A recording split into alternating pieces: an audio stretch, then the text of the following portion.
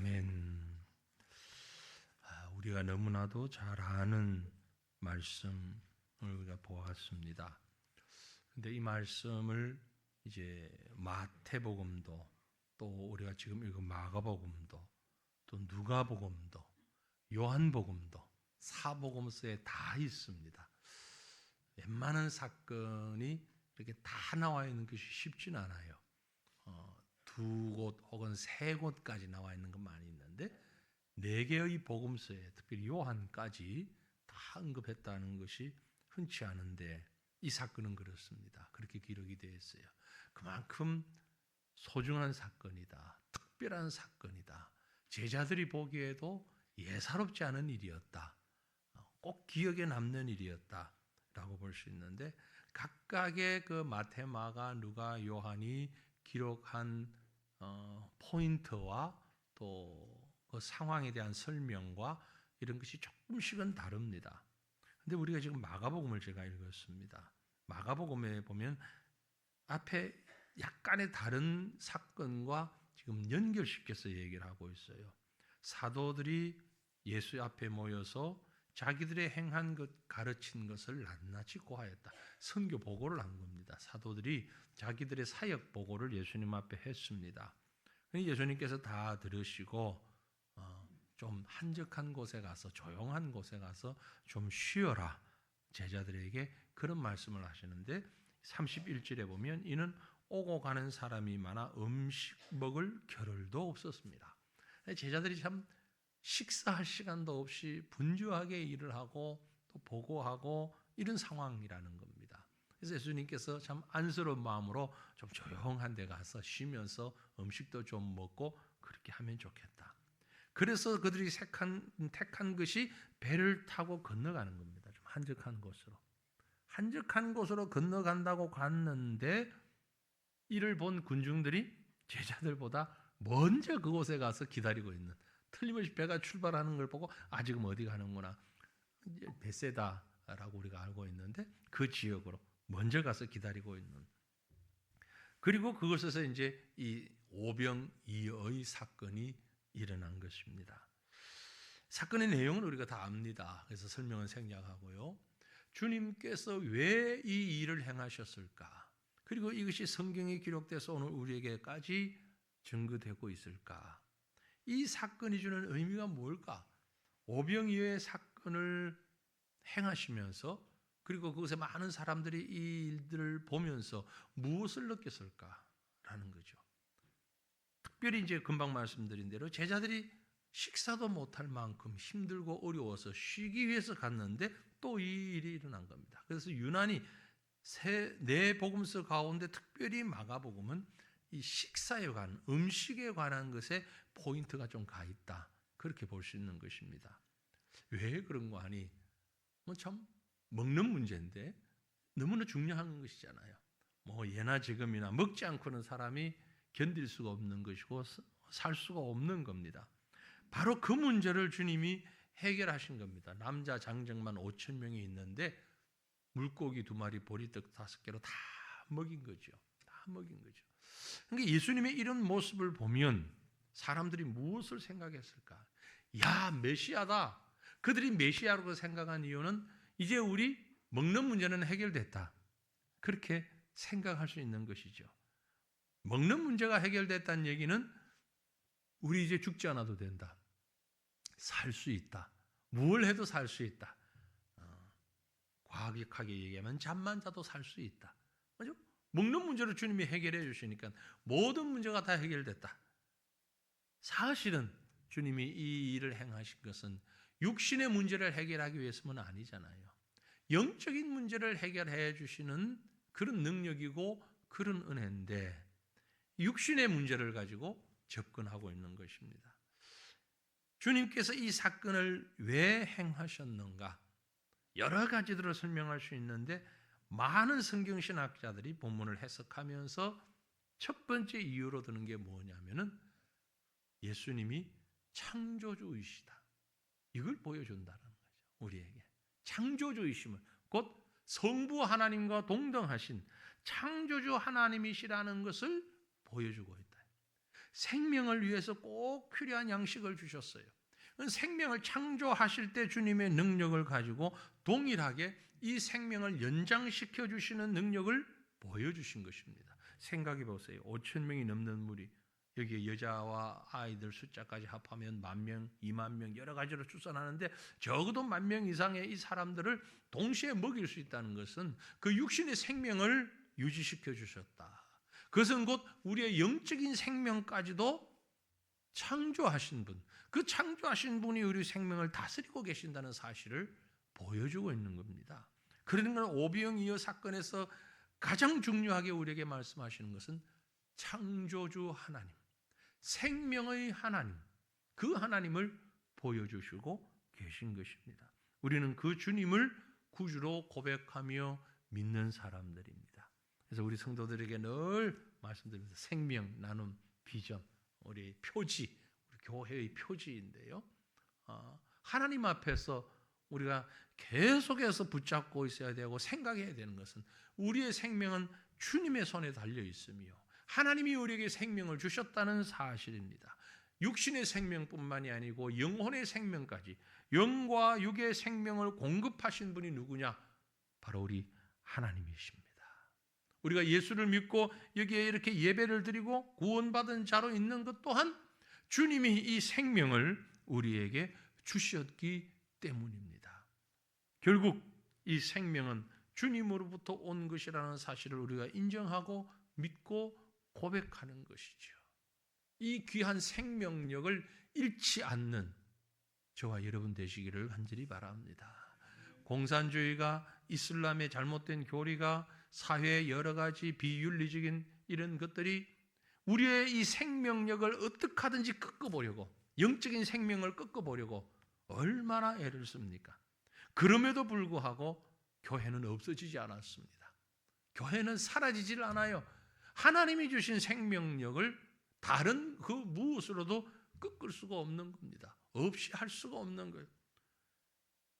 이 지구상에서 지금 현재 가장 어두운 가운데 있는 저 북한 땅에도 교회가 있고, 이슬람이 엄청난 힘으로 누르고 있는 저 중동 지역의 이슬람 국가에도 교회가 있고, 기독교인들이 살아있고, 하나님의 말씀을 믿고 의지하는 자들이 살아있다는 것은 정말 이 생명이 사람의 힘으로 좌지우지될 수 있는 것이 결코 아니라는 사실을 우리에게 보여주고 있는 것입니다. 그래서 우리 주님께서 지금 이 베세다 들녘에서 이 무리들 앞에서 이 역사를 행하심으로 생명은 주님의 손에 있다. 그리고 그 생명을 우리가 받았다라는 것을 깨닫게 하는 것입니다. 그런데 이 사건 속에서 우리가 정말 잊지 말아야 하는 부분이 있습니다. 여러분이 만약 제자들이다 생각을 한번 해보십시오. 지금 이 상황입니다. 물고기 2마리와 보리떡 5개를 누가 가지고 왔는지 복음서에는 잘 모릅니다. 근데 요한복음에 보니까 안드레라고 표현을 해놨습니다. 뭐 안드레일 수도 있고 다른 사람이 가져온 걸 안드레가 받아서 예수님께 전달했을 수도 있지만 너에게 무엇이 있느냐? 물고기 2마리, 보리떡 5개 있습니다. 이걸 과연 주님 앞에 가져올 수 있겠는가라는 거죠. 먼저 여러분 같으면 가져올 수 있겠습니까? 이 수천 명의 사람들, 10,000명이 넘는 사람들이 있는데 먹을 것을 어떻게 해결하자라는 주님의 말씀을 듣고 물고기 2마리, 보리떡 5개를 가지고 주님 이거 있습니다 하며 가지고 나올 사람이 과연 몇 명이나 될까? 라는 거죠. 더 놀라운 것은요, 주님께서 이것을 바꿔서 말씀하십니다. 사람들을 무리지어 앉혀라. 100명씩 50명씩 앉혀라. 아니 주님 지금 뭐 하시려고요? 뭘 가지고 얘기를 하셔야지 뭐 하시려고요? 앉혔습니다. 그리고 제자들을 앞으로 나오라 축사하시면서 떼어 주십니다. 여러분 그 장면을 한번 상상해 보십시오. 여러분 같으면 물고기 2마리, 보리떡 5개를 주님 앞에 가지고 나오겠는가? 50명씩 100명씩 앉혀라 그러면 그 말 듣고 순종하고 그렇게 하겠는지 아마 안 할 것 같아요. 저도 여러분도 안 할 것 같아요. 주님 뭐 하시는 거예요 지금? 왜 앉아요? 뭐 하시게요? 뭘 주시려고요? 없잖아요 줄게. 근데 지금 앉히면 뭐 그 다음은 뒷감당 어떻게 하시려고요? 차라리 가라 그러시지. 가서 먹고 오라고 그러시지. 지금 여기서 50명씩 100명씩 우리 보고 앉히라니. 아니 나 그거 못해요. 눈에 보도 뻔한데 뭐 줄 게 있어야 앉히지. 뭐 하려고 우리한테 뭐 시키시려고. 아마 이런저런 말로 반문했을 겁니다.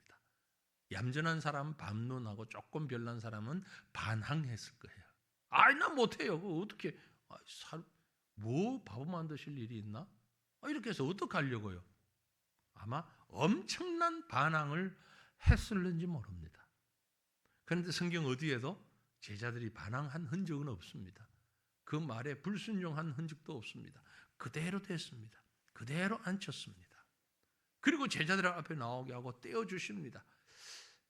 참 신비롭지요. 신비로워요. 물고기 보리떡 가지고서 예수님이 떼어줬는데 안 떼어준 것처럼 그대로 있었는지, 떼어주고 나면 또 설하는 거, 떼어주고 나면 또 걷어나고 그랬는지, 아니면 떼어줘서 가는 순간 이게 확대 생산돼서 많아졌는지.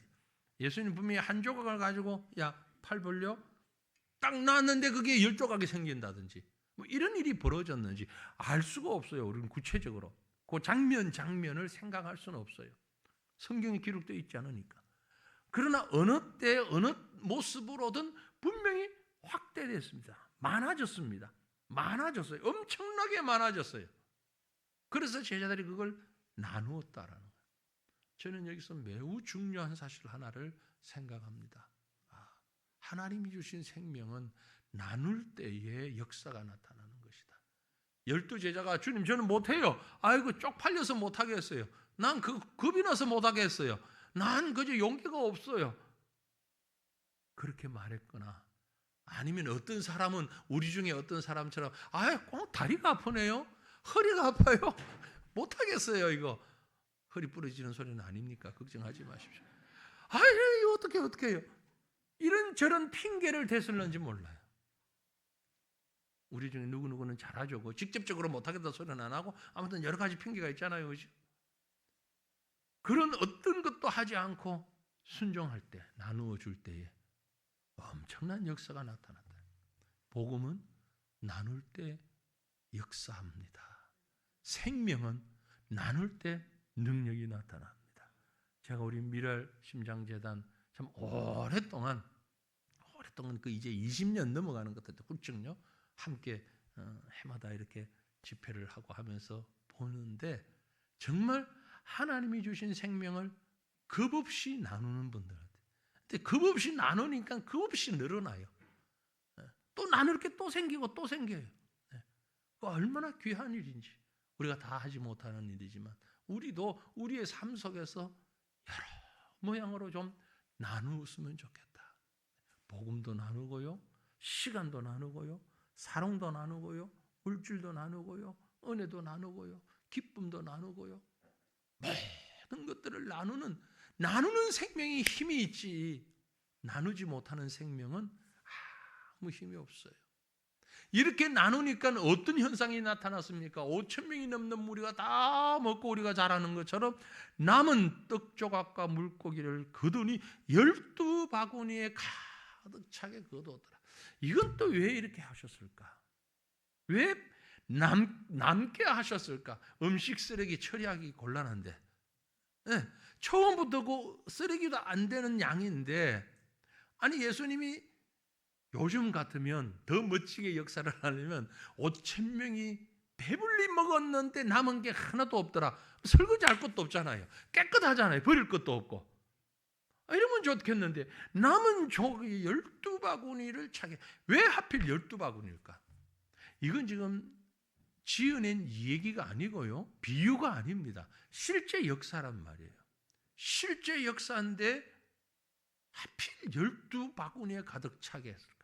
11바구니도 아니고 13바구니도 아니고 12바구니에. 물론 이걸 숫자적으로 꼭 풀어서 해석할 그런 필요는 없긴 합니다만은 특별히 성경을 볼 때 12라는 것이 참 여러 가지를 상징적으로 나타내고 있잖아요. 이스라엘의 12지파요, 예수님의 12제자요, 이런 것들을 이제 해석을 할 때 가장 성경적으로 해석하면 완전수다. 그렇게 얘기를 합니다. 완전수. 성부, 성자, 성령, 하늘과 땅의 숫자가 3이고 동서남북 땅의 숫자가 4요. 그래서 그게 크로스 될 때 12이 된다. 뭐 이런 얘기를 하는 사람도 있고, 하나님께서 창조 이후에 계속해서 12지파로 이스라엘 백성을 삼으셨기 때문에 온전한 하나님 나라의 백성을 상징한다. 여러 가지 의미를 가지고 있는데 12바구니를 가득 차게 채우셨다.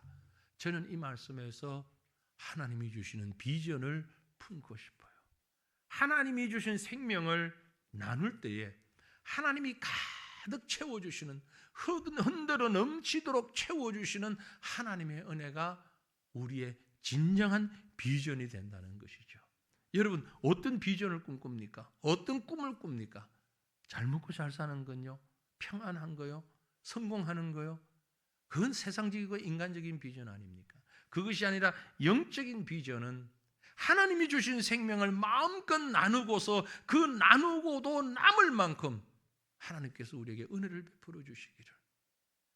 인생의 12바구니 남은 것은 모세를 통해서 볼 수 있잖아요.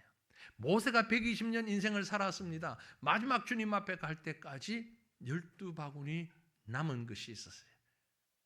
천국 갈 때가 됐는데 눈도 어둡지 아니하고 몸이 새하지 아니하더라. 그게 바로 12바구니 남은 것이잖아요.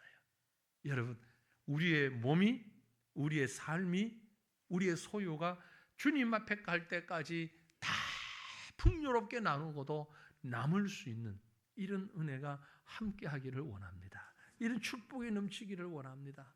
특별히 제가 만나서 말씀을 들을 때마다 많은 선교 지역에 가서 심장병 아이들 치료하고 수술하고, 이 아이들을 한국 불러서 수술하고 뿐만이 아니고 그 AS까지 너무 잘하신 것 같아요. AS.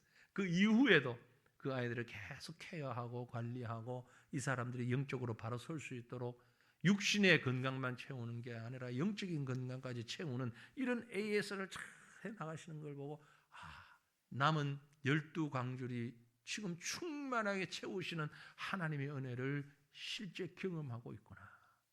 우리 성도들, 우리 교회도 정말 하나님 앞에서 이런 은혜가 있었으면 합니다. 다 쓰고 남은 것이 없는 줄 알았는데 하나님께서 풍성하게 더 채우셔서 더 많은 일을 감당하게 하시고, 그 일을 감당할 때 다 쓰고 나누었는데 또 하나님이 채워주시는 여러분의 가정과 우리 교회가 되기를 소망합니다.